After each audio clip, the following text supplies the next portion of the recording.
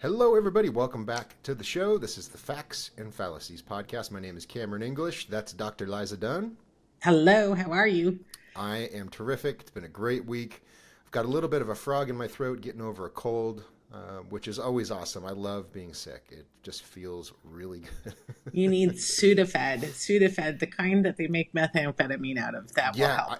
it's fun. It's funny you mention that because I go to the drugstore, and you have to go to the pharmacy. Hmm. And I'm like, hey, I'd like some Sudafed. She's like, oh, it's on the shelf back there. I'm like, no, no, no, no, no, no, no. I want the pseudoephedrine. I want the granddaddy that actually works. And she's Actually like, works. okay. And then they bring out this giant binder and they plop it in front of you, and you have to sign your life away.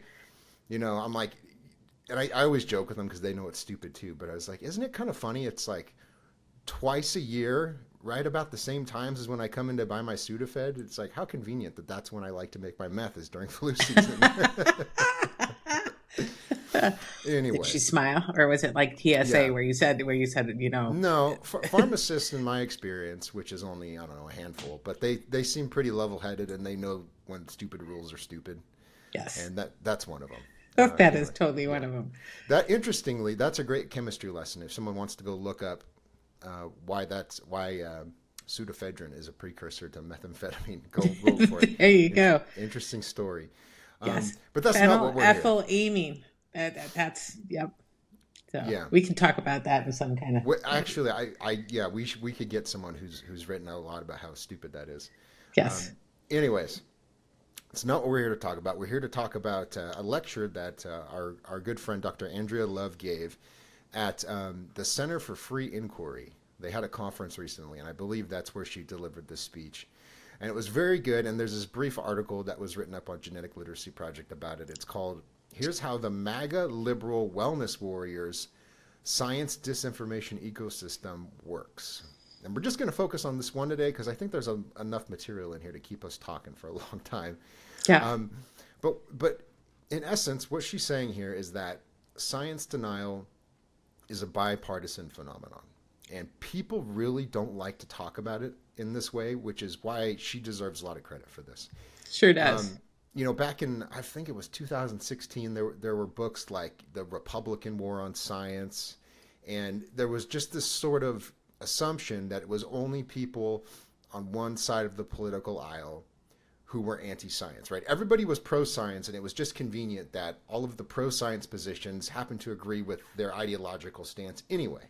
And then Hmm. you would get these sort of silly studies where you would psychologize your enemies, and you go, oh, well, they have a higher or a lower disgust threshold, which is why they're conservatives, and that's why they vote for evil people, is because Oh my they're gosh. afraid of things they don't understand. This sort of thing was really common. And then on the flip side, you'll get people who are like, I'm a conservative, and that's why I think climate change was invented by rich people. Or, Conspirators. yeah, Yeah. yeah, it was invented by insert bad group here that wants to control your life. Um, and it's not that there isn't some truth in some of those claims. It's that it becomes its own narrative, and then nothing gets accomplished. So I think she's tackling that really well in this speech, and she just says, look, everybody has this little segment of silliness that they believe, and it's on the left, it's on the right. The motivation is different, but it's the same thing, right? So she talks about the original anti-vaccine movement was almost exclusively a left-wing. On the left. Yes, it really was. Yeah. And As was RFK Jr. yes, indeed. He still is, right? It's funny. If you Yes. look at the things that he says and you look at what a mainstream NGO like Natural Resource Defense Council says, there's very little difference in what they're claiming. The only difference is Kennedy has sort of made this jump to the right to make a Hmm. political alliance, and for that he's been ostracized by his previous allies. Party. Yeah.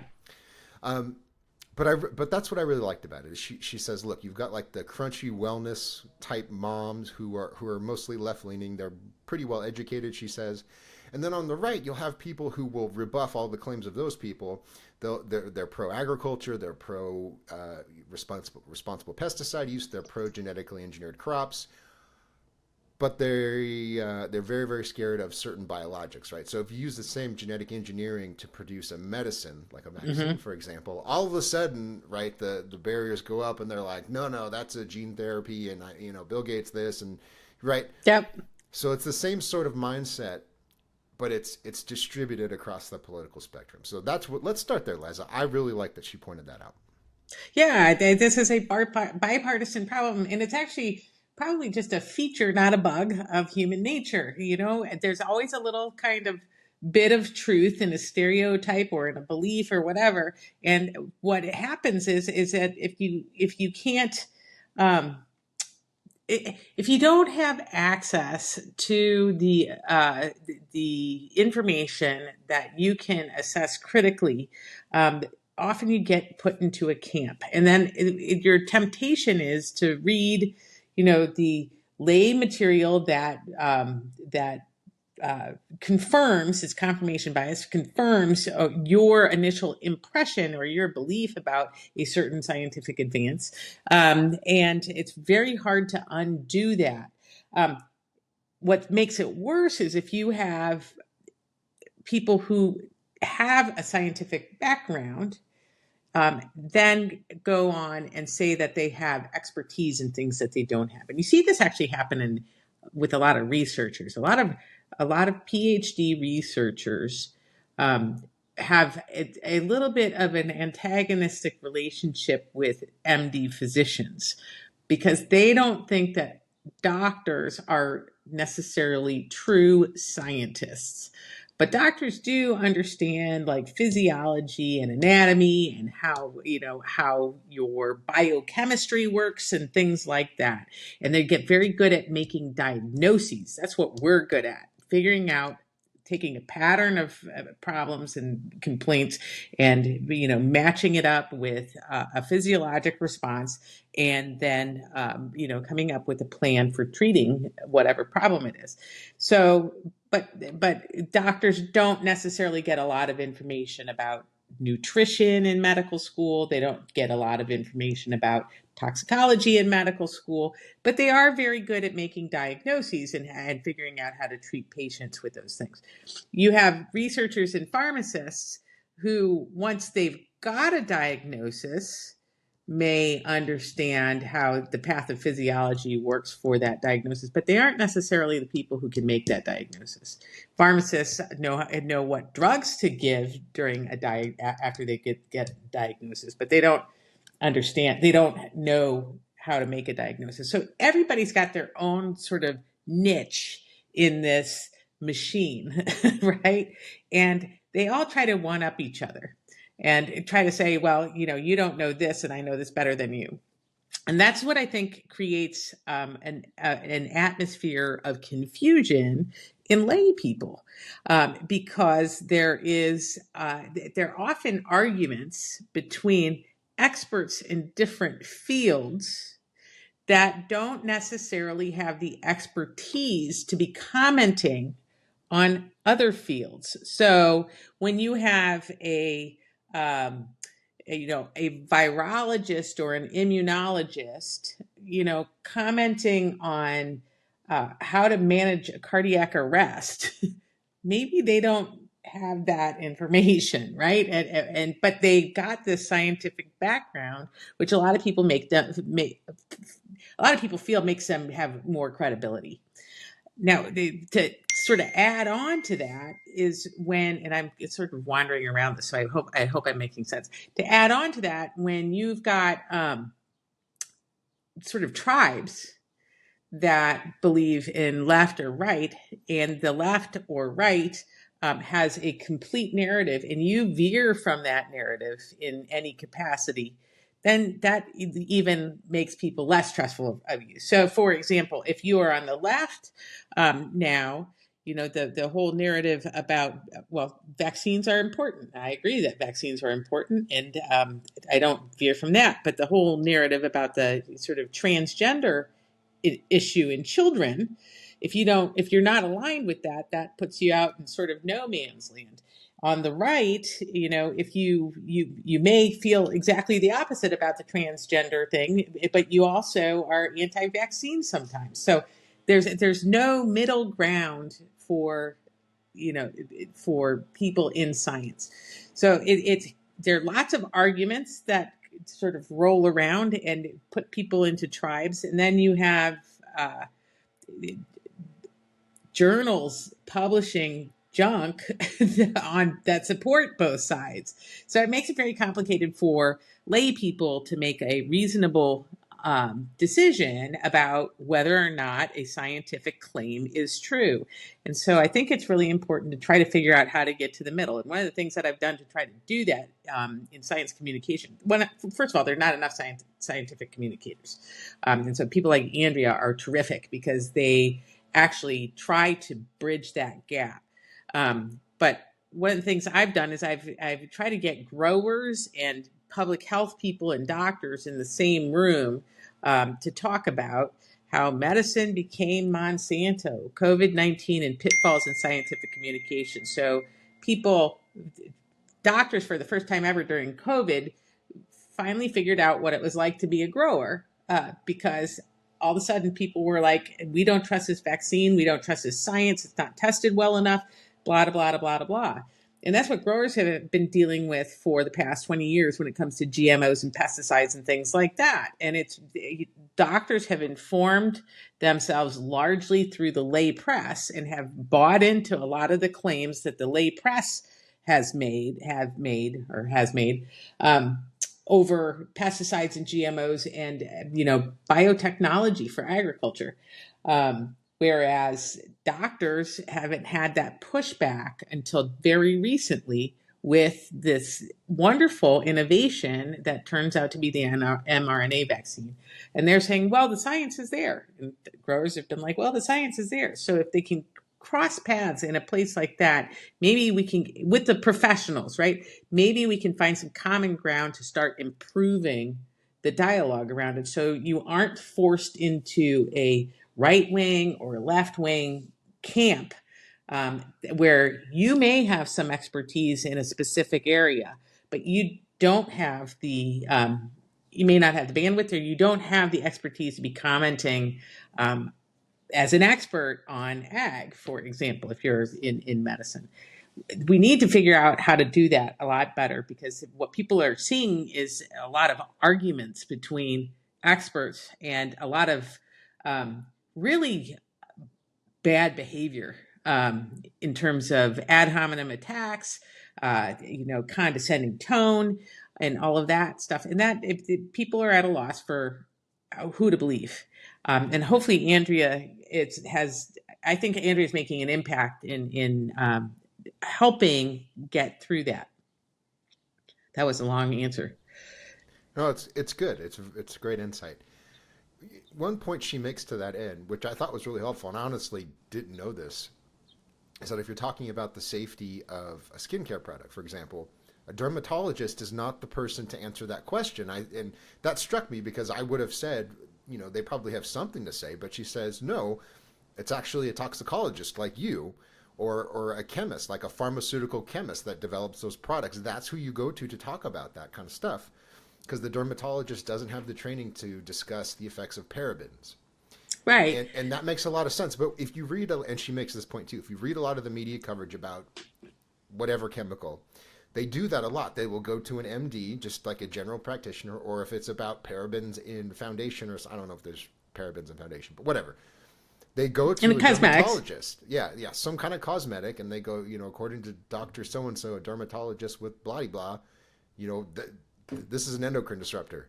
See, now that catches my attention. I'm like, wait, we skipped a step. We went from dermatology to the endocrine system. That's way outside of your field. That's right. Yeah. And that's exactly what the problem is. A dermatologist will probably know the mechanisms of action of how the skin protects, the bloodstream from getting, toxins and things like that. Dermatologists actually are some of the smartest people in medical school. It's a very hard profession to get into, but they're not toxicologists, and they're not medicinal chemists. And here's where I think the pharmaceutical world could do a little bit better.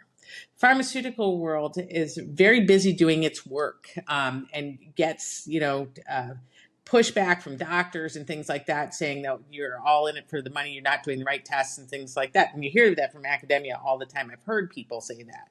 Um, More pharmaceutical companies need to have their medicinal chemists explain what they do and how they know their product works and how they know it's safe to use and what's entailed in getting a product from the bench to the bedside. And there needs to be more scientific communication at a level where people can understand in a whole variety of expertise. So everybody from the kindergarten teacher mom to the PhD biochemist, they should be able to. There need to be more people who can explain those mechanisms, so you can reassure the public that these things are safe and well studied and really important for public health and safety. I mean, parabens are really important for preventing bacterial and fungal infections in cosmetics. You don't want those. You don't want bacteria and fungi all over your face, right? And causing secondary infections that you don't need. And they've gotten a bad rap because so many physicians think that or make the claim that these are endocrine disruptors, or that they cause harm to kids, or they're somehow interfering with your physiologic function that they really don't have any understanding of. Another point she makes, building on what you said, is that industry will switch out. I forget what chemical they used in place of parabens, but they switched it out, and she says that the number of allergic reactions has increased tenfold because the product was less tested. It's probably fine to use, would be my guess based on her comments, but it's less safe. And so, in other words, in the name of protecting people from this scary chemical, we're actually putting them in harm's way to a small degree, but still, you're making them worse off. Like physically, their health is a little bit poorer because of this scare campaign, and that's right. That's a real moderate example. But there's real cases of kids being injured seriously from some stupid supplement their parents give them, or Right. mixing raw eggs into baby formula, or like homemade baby formula. I Yes. saw you comment on that. Like, this is how you kill your kid. Don't do this, Yes, that's So there's exactly real right. consequences to a lot of this stuff, and it's all done in the name of it's going to be better for you in some way. Yeah, I mean the whole thing about food dyes, right? And which are generally recognized as safe. They've been studied. They're not causing harm, right? If you replace the food dyes, what does it do? Well, companies have to reformulate everything. And one of the things like carmine or cochineal is a red dye that they're other people use, and that comes from insects. And so if you there is cross reactivity between shellfish allergy and insects. And so you could actually theoretically increase the rate of anaphylactic reactions or things like that using dye derived from insects. And I think it's just kind of interesting that the left finally got the right to eat insects, which the right's been complaining about for a long time. But reformulating everything costs the company a lot of money, and so where does that go? That goes to the consumer. And if you don't need to reformulate something because it's perfectly safe as it is, that impacts the people who can least afford it. And I think that's really unfair. And other things, so food dye. Okay, so what? But if you've got other things that are really important, so one of the other things that people are going after is titanium dioxide. Titanium dioxide you see in lots of pills and lots of formulations and things like that. And it's really important as a binding agent, very inert, and there are claims about it. And so a big, huge push to have it banned, or bring litigation, those kinds of things. And so companies are reformulating. Well, if you've got it's critical in some capacity for binding pills, and if you have a whole mechanism where the pill needs to get to a certain spot and do a certain thing, if you have another compound used as a replacement, that compound can interfere with the function of the pill, the actual active ingredient. And so you need to do a whole series of tests to make sure that the absorption and the pharmacokinetics and all of that stuff is the same, and you get enough of a dose of an active ingredient that actually gets into the bloodstream and is bioavailable when you change these formulations. That's a big deal, and that makes your drug costs go up. And so these, it's one thing when it's food dye. It's an entirely different thing when it's fear mongering around a really critical component of pharmaceuticals. It's really frustrating, and one of the other things that drives me nuts is that, people will take one standard and they'll apply it to an issue they care about or that they don't care about, but then on an issue they care about, it goes right out the window, right? So a lot of, not to derail this with trade policy, but a lot of people are freaking out about tariffs, understandably. I think it's reasonable to be concerned about it. They're like, you're raising prices on consumers. And the same people will turn around and they'll go, well, we need to ban this chemical. We need to put a tax on this food. I'm like, okay, well, how's that impact consumers? Right. When you put a tax on a food, what are you doing? You're raising the price of it, right? That's right. Well, that's bad. Why is that bad? Well, because people can't afford food now, or they have to spend more of their income on food, right? And it's only ideology. That's exactly right. Ideology that drives people to do that, and that's extremely frustrating. Oh, it's really frustrating, and you get that totally in, for example, in the Lancet.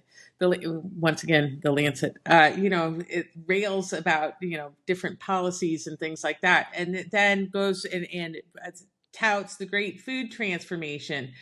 Talking about banning pesticides, banning modern agricultural techniques, all of this kind of stuff. And then literally says a consequence of this may be that food prices will rise. Well, if you're in England and the editor of the Lancet, that might not bother you. But if you're in sub-Saharan Africa, your kid might starve to death. And to me, that they wax lyrical about colonialism, but that's case in point, colonialism. Let us enlightened Western people tell you how to do things, and we're going to tell you how to farm, even though we're doctors. Why is a medical journal weighing in on agriculture? Yeah, because they're wannabe gods. If you talk about colonialism seriously and non-ironically, I don't care what you think, because you're an ignoramus. You don't understand history. Right. You really are. You're an idiot. I have no respect for you if you talk about, getting more food production into a poor country. Shame on you. Shame on you. Yes. How dare you? How dare you? It's ridiculous. I just, I like all of this talk, all of this critical social justice stuff, colonialism, blah, blah. No, getting medicine and food into poor countries is a good thing. It's a good thing. That's how you got wealthy, right? That's exactly right. And those folks should have access to the same technology that liberated Westerners from subsistence farming. It just, they should. Yeah. So quit, shooting videos of yourself on TikTok on your iPhone about how you're against colonialism. Just shut up. It's ridiculous. Anyways, back to Andrea's story and back to her presentation. She doesn't say this outright, but I think it's an important conclusion that flows out of what she said, and that is your political ideology really shouldn't be threatened by scientific facts. That's right. And I'll use myself as the example here, right? I grew up in a very fundamentalist Christian setting, where evolution was the devil. It was just like, this is how they undermine good, normal, godly people, is with their evolutionary lies, right? And I just sort of accepted that as like, well, this must be true because I learned it from people I trust. But then as I got older and I got into science journalism, I went, wait a minute, I actually don't know what the hell I'm talking about, right? I started to see that there's just centuries of research and centuries of experts talking about this. And then I did more work, and I'm like looking on the theological side of it, just to get personal for a second. And I'm like, oh, well, that little tradition I grew up in, that's actually a very narrow understanding. And not everybody agrees with that. And the light bulb went on in a helpful way, in that I went, like my understanding of the world doesn't have to be threatened by, the fact that there's this theory in biology, right? Right. And it's sort of, and it's not that I was ashamed or I felt like I had to fit in. I don't feel that way. I'm like, I go to church every Sunday. I'm unapologetic about that, whatever. But I don't I don't look at something in science and go, I have to undermine this, or my perspective is threatened. It's really not that way. And I think you can do that with anything, right? Like if you're on the left, you can do that too, right? Hmm. Whatever. If you think, I'm trying to think of an example, right? Let's say you work at the Lancet and you think that communism is the greatest concept in the history of the world. Okay, like we can disagree about that, but that shouldn't influence what you say about farming. About so yes, that's exactly Right? right. Like That's it's, like technology works in farming, and you can still be on the left side of the political spectrum, right? So that's exactly right. yeah, just that's all. That's my only my point is just But learn to separate. Yeah, go ahead. I also think that religion doesn't have to be absolutely exclusive of science. I mean, the person who came up with the Big Bang Theory, Lemaitre, was a Catholic priest, and then um, uh, DNA, genetics. Mendel Yes, a was monk. a monk. So I think you can explore very interesting scientific ideas and still be religious. I don't think they have to be separate. I don't think you should be faith based in your science. I think you should look for laws and theories that are backed up by experimentation and things like that. But I think that because if even if you are a person of faith, it doesn't make science any less true. And so, and I think people try to separate them too much. To be honest with you, I think that a lot of the stuff that's coming out now is entirely from the scientific community is entirely faith based, with no logic I wouldn't associated insult with it. faithful people that way. It's Right? just so insane, you know. But no, you make a very good point, and I think if you look through history, like if you look at the history of medieval Europe, the Catholic Church, contra all of the propaganda you hear from people who, speaking of Dunning-Kruger, really don't Right. know what they're talking about. The Catholic Church in the medieval period preserved learning, and they were a huge patron of the sciences. A couple of books I'd recommend. One is called God's Philosophers, which looks at the period. Another one is by a Columbia-trained historian called How the Catholic Church Built Western Civilization. Like it's gonna hurt your brain if you read these books. It really is. Like it's gonna like I it's have an even funner one. It's uh how the oh. Irish saved civilization. Oh my gosh. Oh, I don't know. I mean, like the Irish beer is really good, so I'll give them some Yeah. credit for that. Yeah. Um, but yeah, it's and I don't want to get sidetracked into this, but I think it's really important that there is like between science and religion, there really is no fight in any meaningful sense. It's been created by people who have particular incentives for that, but there doesn't have to be, and that's just one example. As I said, it goes for anybody, right? Like, and think of something that's not controversial, like 2 + 2 = 4. It doesn't matter who you vote for or whether you think taxes are good or not. That's still true. Right. You know, so Gravity exists. mhm. Right? Right. So think of it that way, and then try to reset your thinking, and then approach an issue. You know, an mRNA vaccine can still be a huge development for public health, Right. and you can still like small government. Like those things are not mutually exclusive in any way. So I think it just takes people, instead of thinking of issues in blocks, like these four issues go together, take them one at a time and go, okay, well, I really like Ronald Reagan, but let me look at vaccine technology before I decide, you know? Right. That's Yeah. exactly right. And your your philosophy about science doesn't necessarily have to depend on your political persuasion. If I feel like if you have an idea that you would like to discuss that sort of moves away from what the popular narrative is, I think it's important to tease out those scientific ideas because that's how you grow and you learn and things like that. Once again, I'm not saying you need to, entertain the idea that the notion that the earth is flat, but if somebody has what sounds like a reasonable scientific discussion, if you're not allowed to discuss those, that actually creates limits the power of science. And you should, and if somebody's telling you you can't discuss that, then I think that's the time where you really need to maybe push back a little bit. Why are you afraid to discuss this? You know, a lot of scientific ideas get conflated with, moral ideas, and I think that you lose the ability to have a scientific discussion. So, for example, the whole embryonic stem cell debate.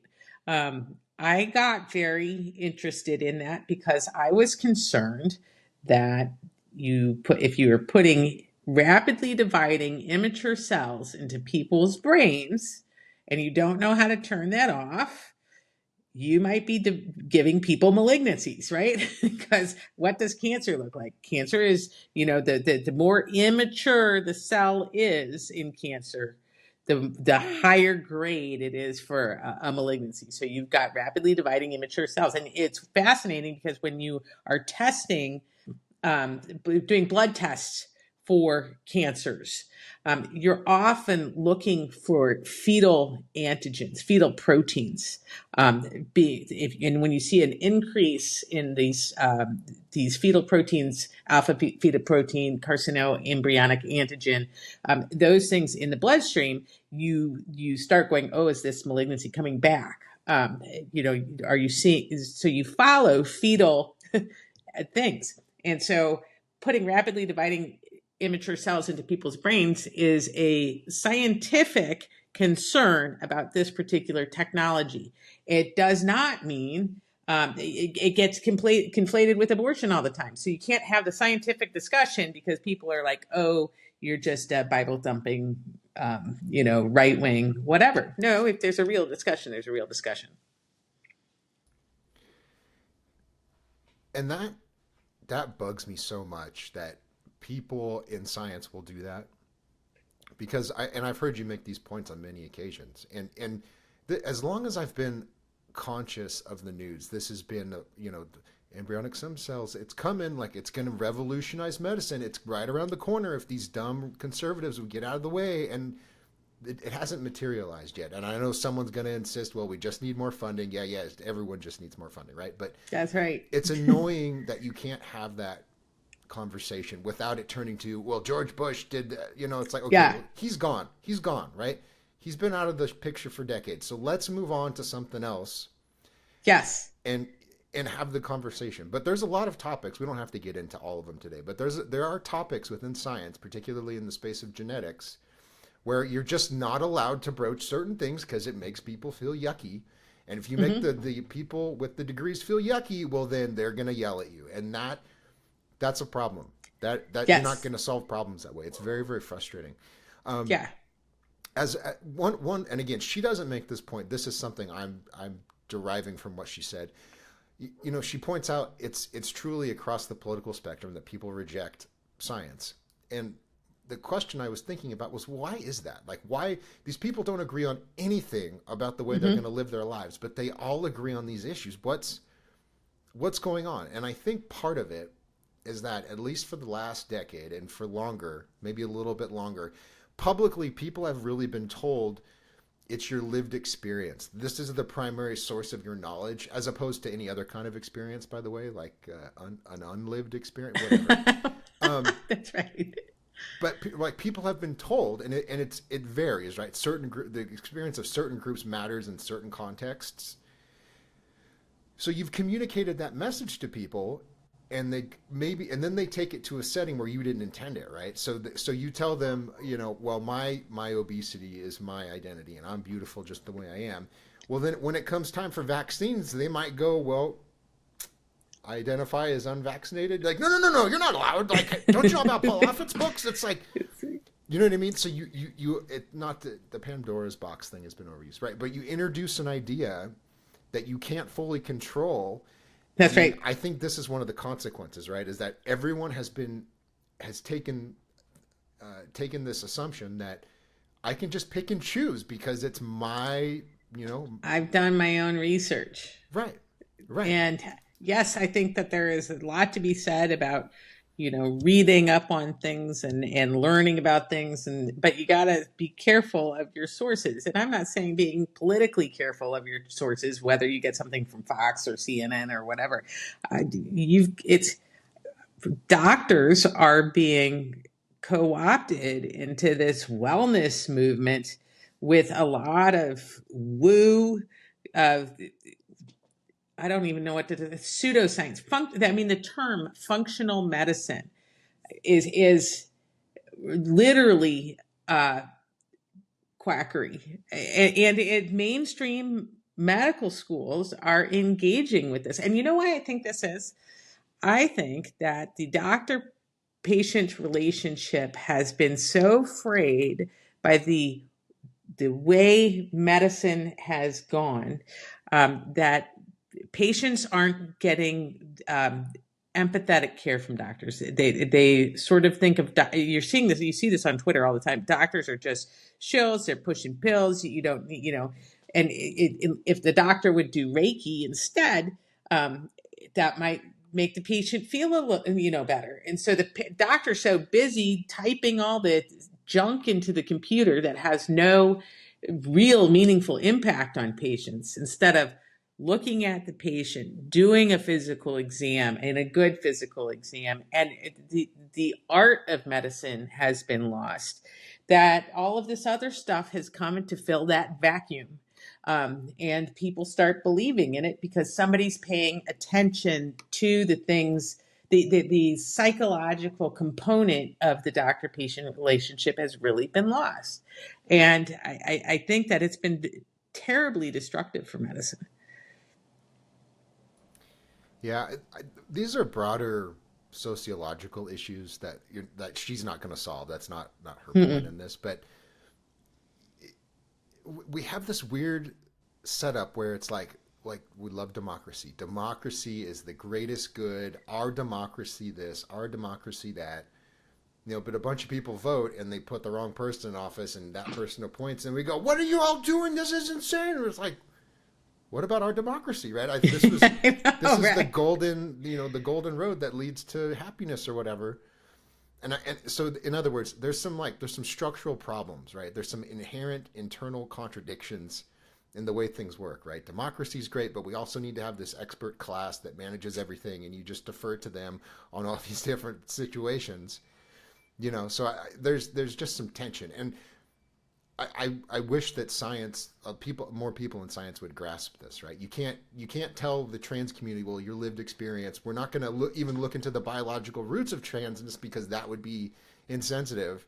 And then you're going to turn around and go, these people over here, don't you dare question anything we say about vaccines. We've thoroughly tested these, and your kid's going to get it, and you're going to get it, or you're fired. Like, you just can't. It doesn't work that way. Or we're going to tell you how to grow your crops. Right. We know nothing about growing crops and feeding a billion people, but we're going to tell you how to do it. And you should believe us, the academics in big cities. What? Right? Yeah. What's interesting is that nobody really has the hubris. Well, maybe they do, but most people don't have the hubris to go to say, I'm gonna be my own electrician and rewire my house, or I'm gonna do the plumbing in my house. Right? Most people understand that. Oh, that's a profession that requires training and things like that. And there are not enough scientists that have that humility about other scientific specialties. Mm-hmm. Yeah, you might be tweaking if you try to be your own electrician. That's really dangerous. Don't do that. You might be in a good mood. Yeah. Final concluding thought here, and I love this point that she makes because she points out, and for better or worse, people are starting to become more skeptical of the expert class in general, whether it's doctors or physicians, or those are the same thing, doctors or public health officials, whatever the case may be. People are looking at expertise as something to justify their skepticism. Like, oh, you're part of that club. Okay, I'm not going to trust you. And in response to that, she says, well, if you're just an average person out there and you trust experts and you do the reading that you're supposed to, you can filter out that same information to people who trust you. Because people, and she makes this point, people trust their social circle more than they do experts now. That's right. And I think this is really thoughtful, is she's saying, well, you just be a voice for good information within your little echo chamber or your little silo, whatever. And then you can actually make some difference that way. Yeah, I think that's hugely important. And so I think it's important to try to get a good message out there and try to get credible people who are they may not be the experts, but they are able to convey that message to other people that will trust them. And so I think science communication has taken on a whole new level. It's really, really important that people do it well and they do it right, because especially with the advent of AI, you can get flooded with all sorts of, I hate to say misinformation, because on the right, lots of people think that it's sorry, hang on just one second. A lot on the right, people conflate that word with censorship. But there is such a thing as misinformation and disinformation. People who willingly go make claims that are absolutely untrue, that then get sort of amplified by well-meaning people who think that information is true. That's a bad thing. That's a bad thing. And it really, so there need to be people who are credible voices that are able to filter through that people begin to trust. And I think it's important to develop trust. And one of the ways you develop trust is by being in the middle, not always towing the party line on one side or the other, just because you feel uncomfortable. Like when the Lancet calls women bodies with vaginas. Disinformation. That, okay? yes, Yeah, right. Disinformation. Just unbelievable. Yeah. Disinformation. So one of the things that I've done, because I've had that conversation with people, and I tell them about this podcast, and I go, like, we're not all insane. Like most of us will admit, at least privately, that that's delusional, right? I'm like, I do a podcast with a doctor. I promise you, all of my friends in science, we're not crazy people. That's right. Like we know this is not a thing. So that's exactly right. But that's my niche, right? That's how I can apply that. Other people might have their own thing. You have a group that you're in with. Use that to your advantage, right? Like argue with people from their side of whatever issue it is. That's the best way forward. That's right. Anyways, I thought it was a great article. Watch the video. The presentation, it's like 34 minutes. It's not super long. But it's really, really good. So once again, and she's such a compelling speaker. She's just wonderful. Mm-hmm. Yeah, and she really we talked about this last week when Kevin was filling in for you. She will break down the basic science and explain how it works. Like she explained CAR T therapy, which is a pretty exciting therapy for different cancers and other diseases. But she breaks it down in a way that makes it understandable. And I was already familiar with a lot of it, but when she explains it, I go, that's cool. Like that's a great way to tell people this could save your mom's life. This could save your child's life. This is why we do what we do. And that's much more helpful than, a smug 8,000 word blog post about why you're an idiot if you don't like vaccines. That's exactly right. Yeah. Anyways, so this is by Andrea Love. It's called Here's How the MAGA Liberal Wellness Warriors Science Disinformation Ecosystem Works. Really helpful. I hope we see more content like this. Thank you guys, as always, for listening to us. We really appreciate it. Follow us. It's at Dr. Liza MD. I'm at Cam J English. Our spaces are every Friday, 11 a.m. Central Time. They're always a lot of fun. We had an exciting one today talking about environmental groups and their harmful effect on the public's understanding of science. It's always colorful. We get interesting people every single time. So hopefully you'll be one of them next time. Yep. And with that, we will see you on the next episode. Have a great week, everybody. Happy weekend.